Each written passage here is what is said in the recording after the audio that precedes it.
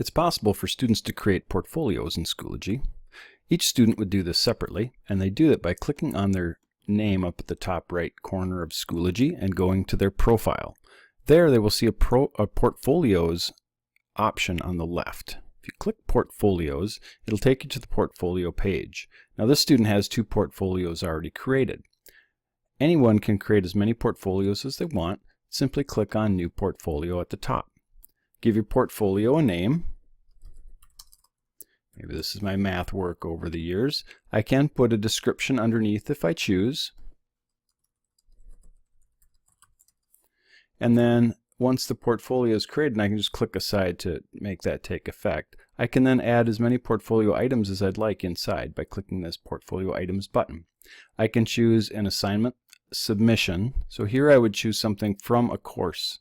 So I'd click on the course that I want to grab something from. Here I only have one assignment, so I'd click on that. If I scroll to the bottom, I can add that submission to my portfolio.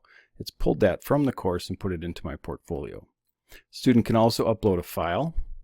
So if the student clicks that, they have access to their desktop or on the Chromebook to their downloads area. They can click the piece of work that they want to upload, and now that has been added to the portfolio. Another option is to put a link or a URL. So a student could put a link to a shared Google Doc, for instance. And really this could be to any website that you chose. Click Add Link, and now there's a link added into the portfolio to that particular document. It could be, again, examples of websites, etc. I can also click Portfolio and choose a page. Now here I get a full page editor, and a student can basically create a web page within Schoology. So here a student could add pictures, text, hyperlinks to websites, anything that a teacher could create on their own little editor pages. Again, the breadcrumb trail appears at the top for navigating between parts of the portfolio.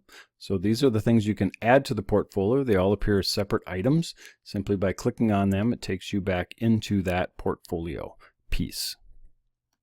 And then if we click back to the root of the portfolios, we see all the different portfolios. Now there's a couple other options in here. You'll see this one has a green button turned on. This is to publish to portfolio. If it's not published, only that student can see it. Nobody else can see that portfolio. Then there's also 3 green dots to the side where the student can choose to share the portfolio. If the student clicks on that option, they can take this link here and share it with a teacher. In that way, a teacher would have access to that student's portfolio. They could turn it in an assignment in Schoology, for instance, or post it in a discussion if all the students should see that. Similarly, the student can click on the 3 dots and delete the portfolio. A teacher can go to the members part of their course, click on a student's name, and it will take them to that student's profile. Within there, they have access to the Portfolios button. Here, the teacher will see any portfolios that the student has marked as published. So here you can see only the writing samples portfolio is visible because that student has only turned the green light on that particular portfolio. So this way, a teacher can access a portfolio even if a link has not been shared. A couple other things to note about portfolios. When a student is in a course and they've submitted an assignment, next to that assignment a little plus portfolio icon will appear. If the student clicks that, it gives them the option of putting that item into their portfolio. A little pop-up appears where they can choose which portfolio they want it to go in. Maybe this one goes in Science Experiments. And then they click Add.